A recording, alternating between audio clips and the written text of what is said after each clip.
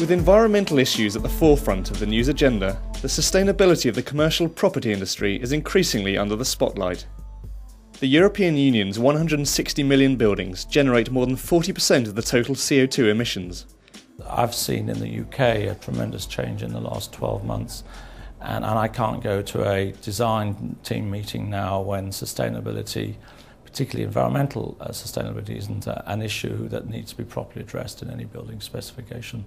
As part of the Energy Performance of Buildings Directive, building energy rating certificates will become a legal requirement across the EU in April 2009.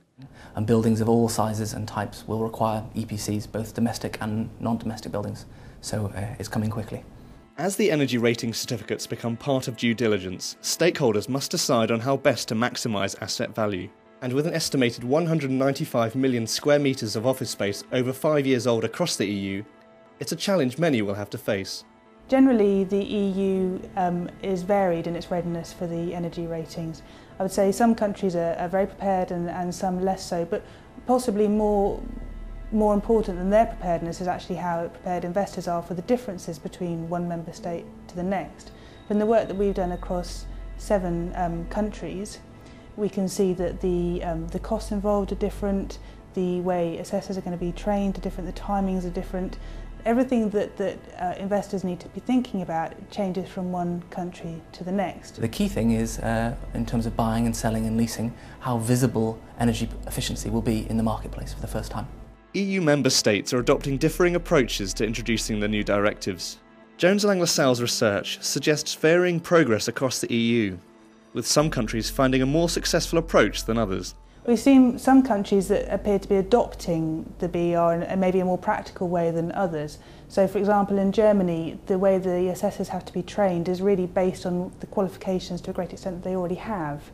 So it's not a case of having to go through a whole new raft of training courses, and that makes sense because it should mean that it's faster to bring assessors into the market than it might be in other places.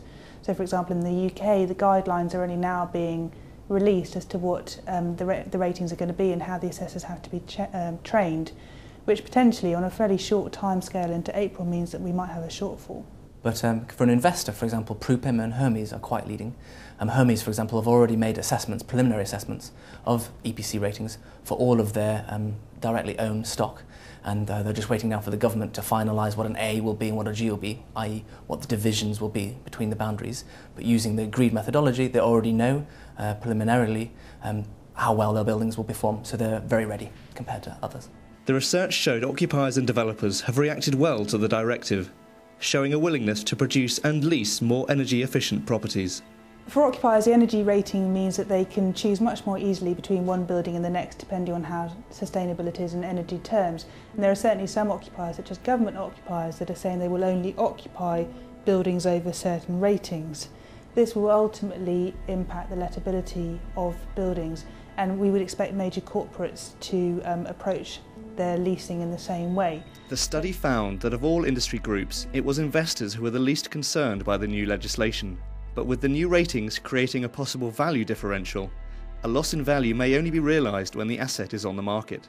So for investors, if the lettability is impacted, it may impact their rents, and it will impact the liquidity of the building and ultimately the value of the building. So we could expect over time that a two-tier market could emerge.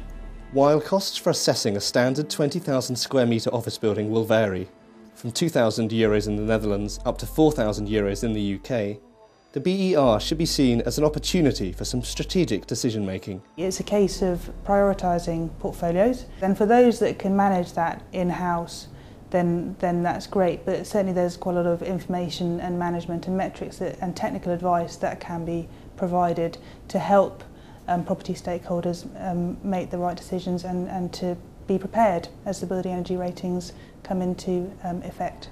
While stakeholders must decide whether to redevelop, sell their stock or take no action at all, failure to make an informed decision could be costly. The risks of taking no action are partly those of reputation. Who would want to own, lease, occupy, manage a G-rated building? So there will be some reputational aspects there.